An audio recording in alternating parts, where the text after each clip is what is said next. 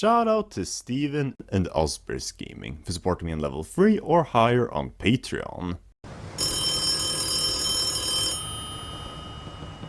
Hey everyone! I'm Albert Boris. It's over. We terminated all online services for Mario Kart 7. So it finally happened. Correct. Well, I suppose it was inevitable. You played a lot of online for that game, didn't you? Oh, don't bring up the memories. It was probably my most played Mario Kart game of all time. It's still hard to believe that it's actually gone now. So what are you gonna do now? Well, I'm not gonna get any happier sulking about it. Actually... You have an idea? Yes. You, Ryder, and the Crabman meet me at Green Pipe City. Very well. Mario Kart 7. For me, this is one of those Mario Kart games that I can go back to any day of the week and just have the time of my life. It was one of the first games in the series that I played, so naturally it holds a lot of nostalgia for me, and to this day, it's probably my personal favorite installment. From the introduction of gliders, bold character roster, but of course best of all, the core selection. My goodness, does Mario Kart 7 quite possibly have the most consistent tracks in the entire series. Sure, some games like Mario Kart DS and Wii have higher highs, but they also had much lower lows, if not even a sizable minority. Meanwhile, for Mario Kart 7, I'd say most of them were actually pretty good, and considering it has 32 of them, that's an impressive feat. Especially the retro tracks, like what other base game went out of their way to specifically pick fan favorites to return? I mean, even the shell and banana cups are seen favorably by most people. Like, how do you accomplish that? So you know what? Let's do this. Let's rank all 32 courses in Mario Kart 7. It was a lot of fun revisiting my favorite Mario Kart game, and hopefully you'll have a fun time watching this video as well. But if you don't, I have a couple of other YouTuber friends who will be joining us on this adventure. Allow me to step back for a while. Hi everyone, I'm Ralph from Osbers Gaming. How's it going, everyone? It's Ryder here. Hey everyone, I'm James from Schaffrillas. So yeah, with all that being said, let's get started.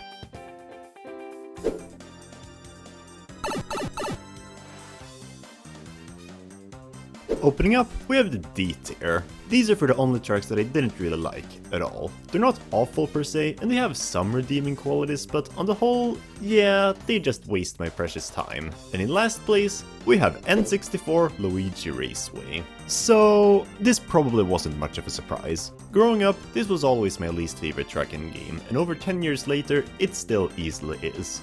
It's just a long and boring straightaway, coupled with some turns making it a B shape.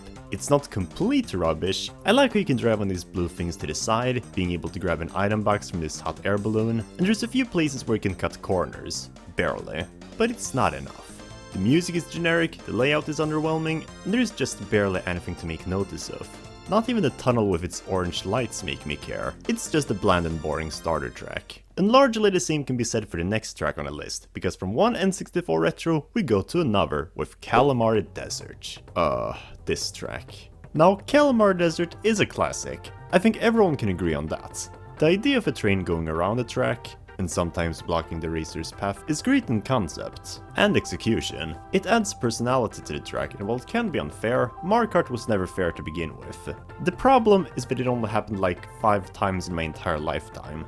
I wish I was joking. The last time a train blocked my path, I intentionally slowed down just so it could happen. Otherwise, it's such a rare occurrence that I don't even remember when it was the last time before. They really should have added another train, or at least sped up the current ones. And the worst part is that the train was all it had going for. Take that out and you're literally just stuck with a desert oval. A slippery one at that, mind you. You know what, now that I think about it, why does a desert track have ice physics? Again, it's not an awful track, there's a few shortcut opportunities, but they also took out the one thing that made it actually really cool in the original, that being able to drive through the train tunnels. Why? It was so fun to go through them, even if you weren't supposed to. Now that's gone, and so is pretty much all enjoyment. And it's in the Leaf Cup?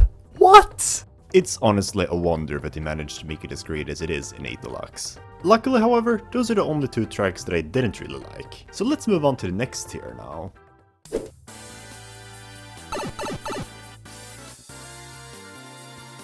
This is for the tracks that I still don't think are too great, but on the whole, they definitely lean more onto the positive side. Starting with Toad Circuit? Yeah, surprisingly, this is actually a really decent starter. a lot of opening tracks in the series aren't really innovative at all and don't really leave an impression for the rest of the game. And while Toad Circuit is also kinda basic, I always had a bit of a softer spot for it. The music is much more slow and welcoming than the other circuit themes. The Toad balloons add some neat visual variety, and there's quite a few places where you can do shortcuts. Too bad everyone's just gonna remember it for how ugly it is in 8 Deluxe now. As awful as that remake was, however, Toad Circuit in its original form will always hold a special place in my heart, as even though it's pretty simple, it's a charming first impression to the rest of the game, especially to gliding. Another track that served as a first impression was Cheap Cheap Cape, being the first course in the entire series to have underwater driving. Yeah, honestly, I'm as surprised as anyone else that it took them 7 games to introduce such a seemingly integral gameplay mechanic. But hey, better late than never. I can't say this track was the best first step we could have had though, as it's arguably one of the most uninspired beach tracks of all time. You got some coral reefs and a small cave section, but it doesn't really do anything with them. You just drive through them. That said, I'll never quite understand why it's so heated, because it's still perfectly playable. The optional glider is some fun, especially when you try to dive right as the dash panels arrive, and the atmosphere is pretty chill. So yeah, an uninspired, but still alright enough track. Now the next course on the list, how should I put it, is Rainbow Road. I didn't say which Rainbow Road it was, did I? I'm not quite insane just yet. In 28th place, we have the SNES version of Rainbow Road. The last course in the game, but also the first retro Rainbow Road in the series. And it's kinda mediocre. I get that it was the first track ever of this archetype, so obviously it's not as crazy as what came after, but that doesn't make it more fun in the present day. Unlike other Rainbow Roads, this one is much safer in its approach. The layout is simple, but still effective, and there are no elevation changes. And that's to be expected from a SNES remake, but when every single corner of the track looks the same, yeah, it just feels kinda underwhelming. The most interesting things are a couple of ramps scattered across the map, as well as these super tworms that cause shockwaves upon landing, although it's more like baby bumps, and it's so unsatisfying to trick off of them. It's still a fun enough course, I like the music, and it's a nice challenge. They just should have done a little more with it. GBA Bowser Castle 1 was another flat track remake, hailing from Super Circuit. This one is also pretty simple. It's mostly just a couple of turns, twomps, and dash panels over lava. In other words, absolutely nothing out of the ordinary. Although they did actually add something kinda cool in this version. On the second lap, a glider pad will actually open up on the ramp section, allowing you to soar over said area. It's minor, but it's always fun, especially since they also added a shortcut that requires it at the end. And also, I really like the skybox. It's nothing too special, but I love these huge round Bowser doors and seeing the ominous landscape outside. So yeah, it's a short, if still somewhat charming Bowser Castle. Now, DK Jungle is a course that I was never really able to vibe with. I'm not even sure what is the general consensus on this map. It doesn't seem to have too much of a following, but I always just get kind of irritated thinking about it. It's not a bad track design-wise. As a tie-in to Donkey Kong Country Returns, which released a year earlier, it does a good job balancing references with an engaging track layout. Even the art style is very reminiscent. Too bad I don't really like Donkey Kong Country Returns. It's a bland, weak, and kind of unpleasant game in my opinion, and sadly, this track feels almost the same way. The jungle feels generic and uninspired, and the texturing just looks kinda off in a lot of places, and even the legendary Banana Temple has no personality. Also, I hate these stupid tickies and these weird screaming pillars. No particular reason, I just think they're weird. Why are you screaming so much? Just shut up! At least the music is pretty catchy though, and I definitely like the layout. It's just that they wasted it on a kind of unlikable atmosphere. And honestly, it should not have been in the special cup, like, I'm sorry. Lastly, for our final course in the C tier, we have okay, maybe it's not that controversial, seeing how it's been kind of cool to hate on it recently, but you know what? Whatever. What? How could you do this? It's outrageous. It's unfair.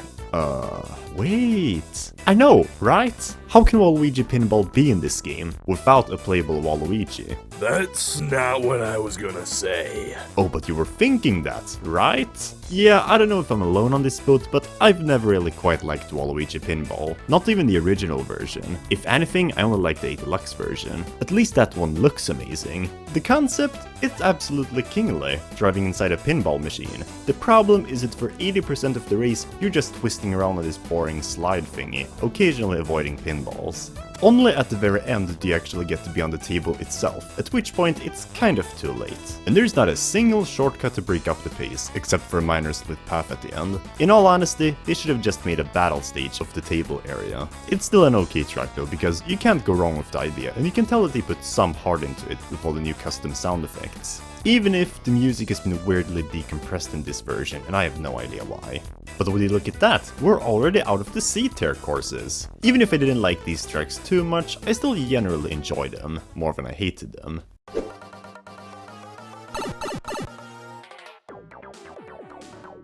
Now we head on to the B-tier tracks though, which is where the courses are actually starting to get kind of good. Starting with SNES Mario Circuit 2. I'm gonna leave this one to my good friend and content creator, James from Schaffrillas. Thanks a lot, Albert.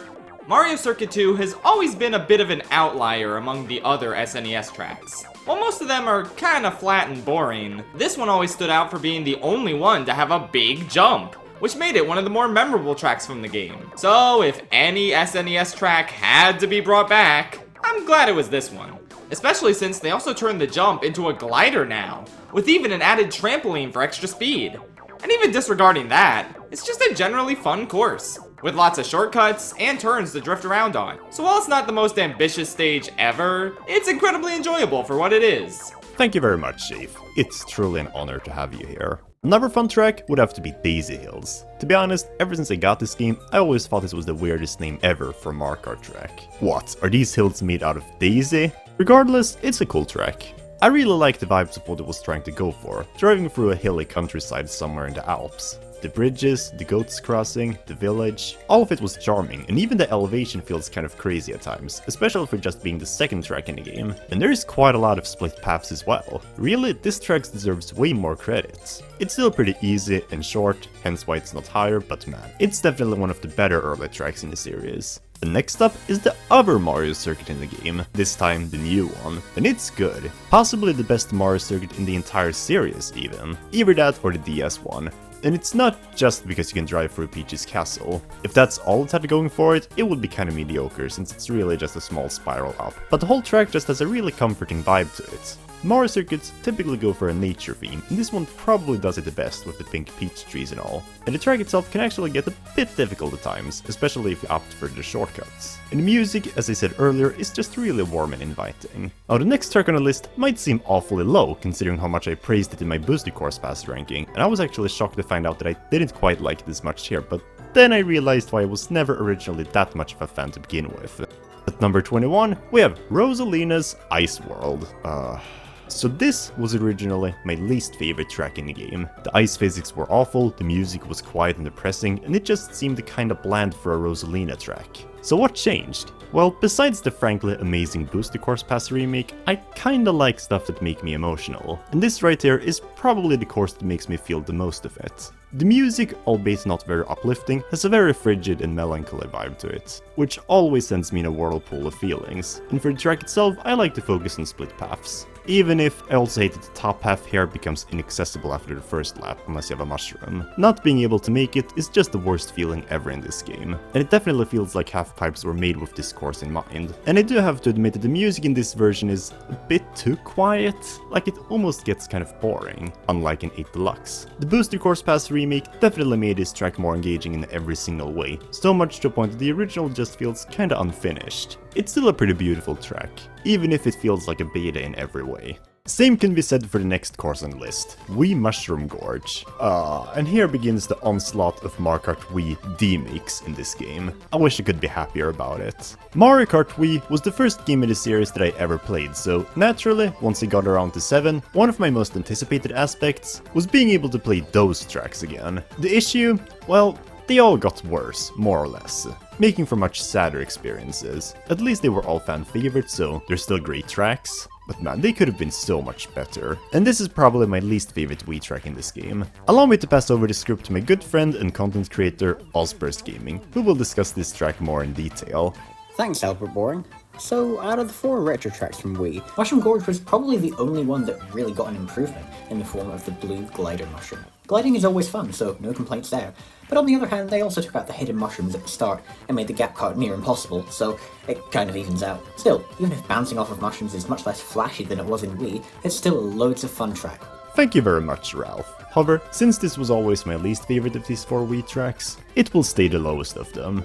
DS DK Pass is up next, and this is another course that I was never too fond of originally, like Rosalina's Ice World, because, you guessed it, the ice physics. I don't know what it is, but for some reason, the ice physics of Mario Kart 7 are just so much worse than in most other games. Maybe it's just a contrast of how good the regular controls are, but it just feels like you keep slipping everywhere. Plus there's way more of these tracks than in most games. Now that I'm older though, I'm able to appreciate these tracks much more. And DK Pass is just a generally cozy winter track. I like how it kind of feels like a calm after a storm, with the playful music and blue skis. The general layout is pretty laid back, with even the traditional big jump feeling more calm than usual. Some may say it doesn't feel like a DK track, but I like to see it as being based on the Gorilla Glaciers world in the original Donkey Kong Country, which, by the way, is a better game than Returns. I still think the DS version is better since it's much less slippery, but this is still a cool track. As is the next track on the list, Koopa City. Now this is probably the biggest love-it-hate-it track in Mario Kart 7, and it's definitely easy to see why. On one hand, you're driving over a futuristic megacity during a rainstorm, which is pretty epic. And I love how effortlessly the music takes melodies from other Mario Kart songs and still manages to feel new. But on another hand, not only is it just road, and not only are there yet again ice physics, but good lord, why is it so punishing? For the most part it's a manageable track, even with the numerous oil puddles, but then at the very end you have to make some of the tightest turns this game has to offer, and it drove me nuts growing up. Especially when everyone kept voting for it online. In the 8 Deluxe version it was fine because brake drifting existed, but here it's a different story. Nah, the reason it's a bad track is because it's a circuit in disguise. What are you talking about? Don't believe me? The internal name of the track is literally Advanced Circuit. Huh? I never knew Bowser's second name was Advanced. Dude, not like that. But yeah, it's definitely one of the hardest tracks to master, and nowadays I don't mind it and find it a fun challenge, but it can be a real pain at times. But while his city was controversial, his castle is perhaps even more so. This is definitely one of the more divisive Bowser Castle tracks in the series. And while I definitely understand why people don't like it, it's also one of the more unique renditions, with how much more desperate it feels. Bowser Castle tracks always feel dangerous, but they still tend to have a feeling of order. But in this game, it feels so much more run down and unkept. The flooring is just regular road now, and parts of the castle seem to have even been destroyed because barely halfway in, you transition to the ashy wastelands outside. Coupled with the almost doomsday-ish music, and you've got one of the more dangerous feeling Bowser castles, even with the bizarre underwater sections.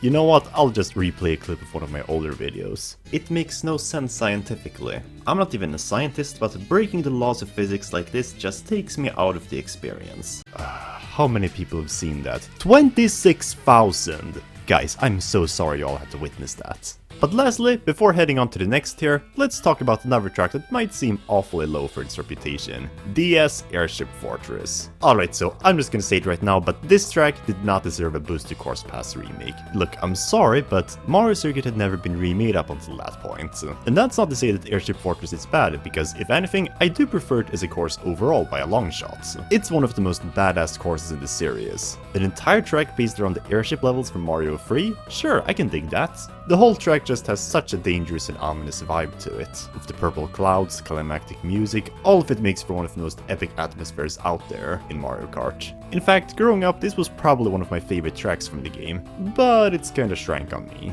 Like in Waluigi Pinball, there's zero shortcut potential, and a lot of segments feel like they could have been way more interesting, like the spiral at the end. The best part was, no doubt, the start, where you had to avoid the oncoming barrage of banzai bills. It perfectly set the tone for the rest of the track. I slightly prefer the original track, if only because it tainted the beautiful purple sky with some unnecessary red, but it's pretty trivial. And with that, we're done with the B tier, and not only that, but we're also a little over halfway done with the ranking already. Dude, it's Cheep Cheep Lagoon and Neo Bowser City.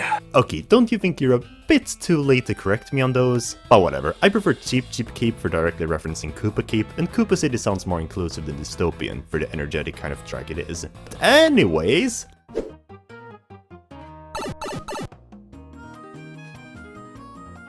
Let's move on to the A tier now, where the tracks are starting to get really great. These ones are simply put amazing. They may not have that little extra that makes courses near perfect, but otherwise, I always have an excellent time on them. Starting with the classic N64 Koopa Troopa Beach. I think this is one of those tracks that pretty much everyone can agree is fun, more or less. Like, what is there to dislike about it? It's got a relaxing beach vibe, tons of ramps to trick off of, as well as one of the coolest shortcuts in the entire series. It's in a bit of a different place from where it was originally, probably because they wanted to make use of that juicy glider, but I'm all for it, as it becomes much more epic that way. It's also one of the tracks that I feel like benefit the most from Mario Kart 7's underwater gameplay. It's just an all-around fun track. And so is Wii Meeple Treeway, which is next up on the list. I don't really have too much to say about this one, except it's a good course. I don't like it quite as much as everyone else seemed to, but it's a soothing adventure for a giant autumn tree with relaxing music, wigglers, and a cannon. I especially love the little leaf piles you can drive into, revealing mushrooms and coins you can grab. Like the other Wii remakes, however, it's a bit of a step back, because not only are the half-pipes gone, but so is the legendary net bridge. So this is one of those few instances where the glider makes the track worse, although I still think the track itself is great. In 13th place, we have Shy Guy Bazaar. By far the best desert track in the series. It's so good that I didn't even realize it was a desert at first. Wait, is that a good thing? Well, I say it is, because Arabian Nights is one of my favorite aesthetics ever for any video game location. Totally not because of my favorite game of all time, but I always just love the whole vibe of a starry night over a desert market, and it's pretty stunning here. Sadly, the layout isn't quite that good. Like, I don't know, it's just kinda basic. The first half is cool, when you're actually in the market with all these split paths, but then the second half just becomes a couple of turns in a straight line. Well, I guess it's what you have to sacrifice for being in the Mushroom Cup. At 12th place, we have Woohoo Island Loop. Not Woohoo Loop, that's just boring. This is an instant classic. Quite possibly one of the most revolutionary Mario Kart tracks of all time. And what's funny is that on the surface, it doesn't seem that innovative. Oh cool, it's just some crossover with Wii Sports Resort. Wait, a crossover? That's also kind of revolutionary. But yeah, the bottom line is, it just seems like a typical beginner track with a grassland theme. Certainly charming, with one of my favorite music themes in the game, but nothing more. Then I got to the second lap and realized, wait, this doesn't look like the starting line? And then lap 3 came around, and I realized that this was one huge track, divided up into sections, and it blew my mind. I never even played Wii Sports Resort, and even then I got attached. The whole course just flows so immaculately, and even if the theme is tame on the surface, it's surprisingly unique even there. It's kind of the obligatory traffic map of the game, with cars to avoid, and there are so many hidden split paths to find out about, making each playthrough unique in its own right. It's still on the 12th place though, because despite all of that, it still has a somewhat basic theme. It's handled incredibly well, sure, but there is a similar track later on the list that solves this biggest issue. Now Wario's Galleon, on the other hand, is way too underrated. I can't believe I'm saying that for what is arguably one of the most ambitious nitros in the game. Seriously, why is this course so overlooked? Because it doesn't exist. It's called Wario Shipyard. What? How is this a shipyard? Do you even know the definition of it, Bertel? But yeah, this is probably the biggest hidden gem that Mario Kart 7 has to offer. You're literally racing through a half-submerged shipwreck during a thunderstorm, and it goes wild with how much it twists all around. You even have a ton of references to the underrated Wario Land series, both in the music but also in visual details. Genuinely, does anyone have a clue why this track gets so little attention? I can only speak for myself, and I know that when I was younger, I didn't really quite appreciate it since the gloomy color scheme didn't quite appeal to me, but now, 10 years later, I think it's time that we admit we took this track for granted, because this is another classic among the Wario and Waluigi tracks. And now we're already in the top 10, and opening up the final stretch is another Wii remake. This time, Coconut Mall. Now this one is a bit more controversial than the other two we just talked about, and as far as remakes go, this one definitely had it a bit rougher. Even so, I still ended up putting it ahead of those two. Once again, allow me to pass over the torch to James from Schaffrillas, who shall explain why. Thanks again, Albert. So, I don't think much has to be said about this as a track. It's a mall that you race in. The fact that they came up with something so bizarre and yet so charming is beyond me. Most of us have probably been to a mall once or twice in our lives, and this track perfectly nailed the presentation. The escalators, the cars driving back and forth, all the Miis around you, even the color scheme feels accurate. So how did all that turn out for the remake? Well, guess what? It's all ruined. The escalators now have huge arrows, removing the difficulty aspect of them. A car has been removed at the end, and even all the Miis are gone. And that's not to mention the more neutered color scheme. It's not oversaturated like the 8 Deluxe version at least, but it still just feels kinda sad. And then they decided to flood the track in some places for seemingly no reason, but you know, it's still Coconut Mall. They may have nerfed the presentation by quite a bit, but it still has its core intact, and since that core is near perfect, it's still an excellent track. Thank you very much again, James. And right after is the last Wii track on the list, Koopa Cape. And how fitting that the worst remake of the 4 would still end up being the best overall track. And that's bizarre because unlike Coconut Mall, which still mostly stayed true to the original, Koopa Cape outright changed central aspects of the track, most notably the underwater tunnel. Remember when you were avoiding electrical spinners while being guided by the rushing water? Yeah, now it's just a regular underwater section. But wait, there's Cheep Cheeps! Yay! Sorry, but that's just cheap.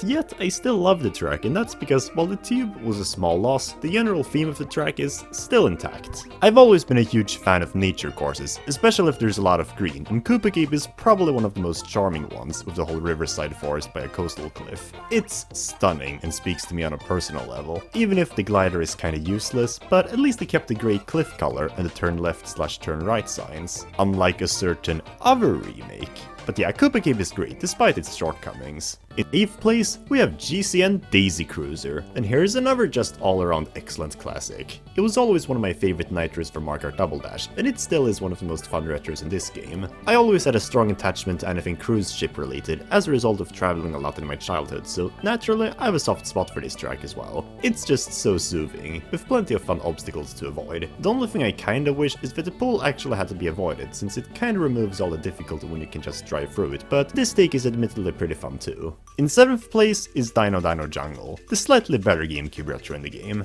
because while Daisy Cruiser took a tiny step back, Dino Dino Jungle actually made quite a few improvements. Again, it was already an excellent track, driving through a prehistoric jungle with dinosaurs, and this version is even more enjoyable. Of course, not only are Mario Kart 7's controls much more bearable than Double Dashes, so that alone makes the split bridge paths better, but they also decided to make a glider section of that huge shortcut, and the bridge at the end. All in all, it's a varied and ambitious track, with lots of track elements to worry about, and it's a crime that it never returned to the booster course pass. Nah, DK Mountain deserved it way more, to be fair. No it didn't. It plays awful in 8 Deluxe. You're only saying that because you wanted Dino Dino so badly. Get out! Anyways, finishing off this tier, we have Piranha Plant Pipeline.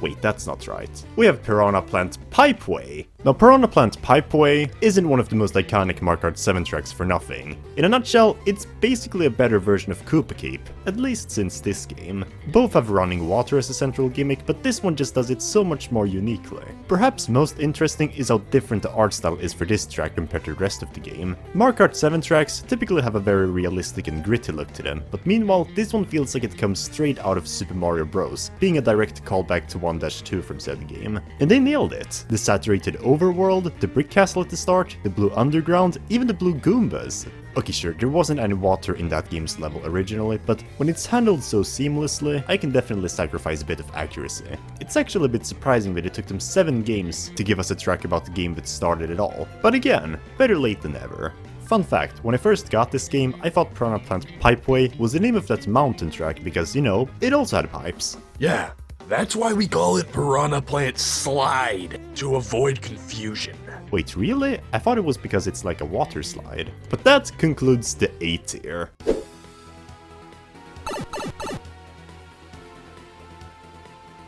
Now we can finally proceed to the best of the best, the S tier. These are for the tracks that are simply put near perfect. Even if I try to come up with a problem for them, it would come off as more of an inconvenience than something actually detrimental. Opening up the top 5 with the best of Mario Kart 7's retro tracks. Introducing... Boston Building! What? Dude, it's a building, and it looks like Boston. Just like it was in my dream. Well, on one hand, the titular mansion in Luigi's Mansion is barely even the main highlight of the track, but I'm willing to let it slide because of everything else great it does. I don't know, I always had an incredibly soft spot for this track, especially this remake. And sure, the main attraction is just a downward spiral with some creepy paintings, so fun but wasted, but then you get to the forest and shit gets real. You've got slippery puddles of mud, scary trees walking around, so many random shortcuts and glider options, and it's all just so ominous. The music perfectly instills a sense of dread within me, especially once the chorus kicks in. Arguably, it's one of the most atmospheric tracks in the game, and I'll always have a knack for it. At number 4, we have Woohoo Mountain Loop.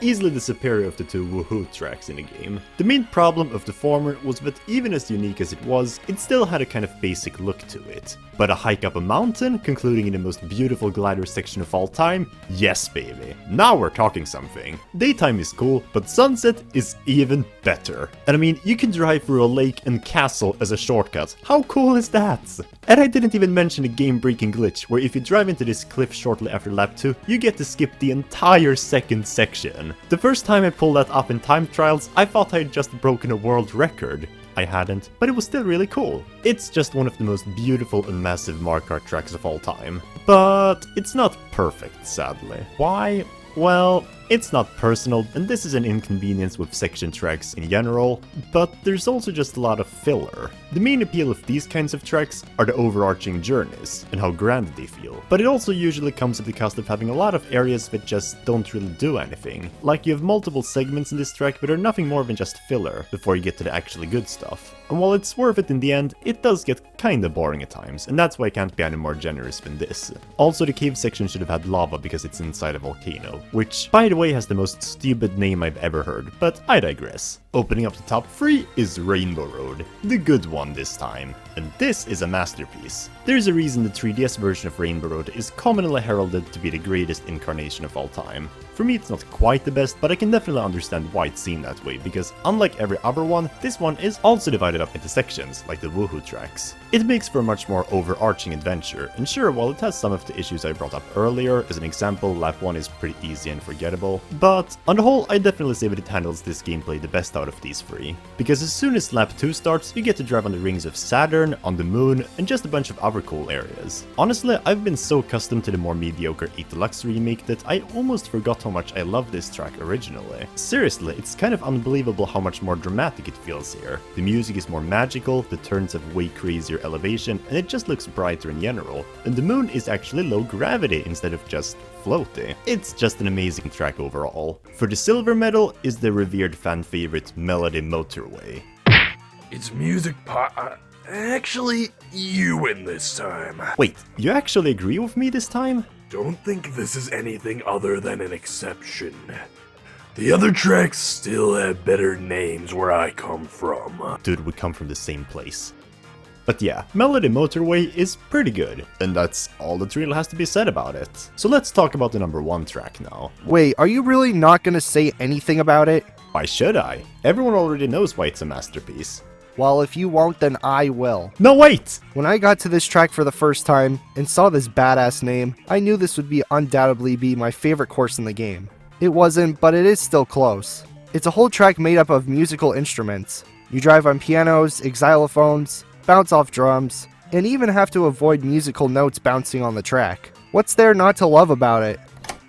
911. What's your emergency? Yeah, so my video is getting hijacked. Send help immediately. How are you even able to make a call? There's no telephone wire up here. Oh, right. Anyways, thank you very much, Ryder. Now, let's move on to my personal favorite course in Mario Kart 7. And that, ladies and gentlemen, is... Oh, thank God he's not here. Alpine Pass. Rock Mountain! No, it's Alpine Pass! Both names are boring. Just take your pick, guys. But yeah, if you've been paying attention during the video, you'd notice that this was the only track that I hadn't brought up yet. And now, you know why. From my first playthrough, I knew it was just something else. As I already said for Koopa Cape, I've always been huge on nature-themed courses, especially if there's a lot of green and maybe even cliffs. And well, when you look at that, Alpine Pass is just that, and it's breathtaking, gliding through an alpine forest, filled with gorgeous green pipes. And speaking of which, the gliding. Obviously, gliding is pretty much the trademark gimmick of Mario Kart 7, so how about a whole track based around it? You're in the air for at least a good 40% of the race, and it's pretty much the track that shows it off the best. Not only is the setting appropriate for this gameplay, but it's so versatile. You can play it safe, try your luck with shortcuts, or even opt to not glide at all by pressing B. All choices are available, and there's ultimately so many ways for you to experience the track. And this is why the 8 Deluxe version of of the track will always be so much worse. Not enough that it looks like Play-Doh, but the glider physics in that game are just so much worse. But more onto the track itself. I didn't even mention the final section where you had to avoid falling boulders, the epic rock music playing in the background. It's already a good song as it is, but then it's also one of the only 2 tracks in the game, besides Rainbow Road, to have a unique final lap intro jingle, and it's just perfect. Honestly, I don't think there's a single issue I have at all with the map. It might actually be just that perfect in my eyes. And that is why it will probably always be my favorite track in Mario Kart 7. And that was my ranking of all 32 courses in my precious favorite Mario Kart game. Hopefully, it was a lot of fun for you to watch this journey unfold. Before making this video, Mario Kart 7 was the peak of the franchise for me. And after playing through the tracks again and again for this ranking, I am yet again convinced that no other entry in the series has as many great tracks. Nah, you're wrong, Albert. You're giving it way too much credit. There's literally no reason to play Mario Kart 7 anymore, now that they brought back Wiggler and most of the best tracks in a deluxe. Maybe, but Mario Kart 7 still has Honey Queen and the superior version of 3DS tracks usually, so I'd rather consider it even. But yeah, what is your ranking of the courses in Mario Kart 7? Did you agree with me or not? If you enjoyed this video, then make sure to like, share and subscribe to my channel as I talk about everything Mario related. And before we end this video, I obviously have to give a shout out to Osburst Gaming, Ryder Kart DX and Schaffrillas Productions for helping me out on the video. All my thanks go out to them, so make sure to check them out as well. With all that being said, I'm signing off. Until next time.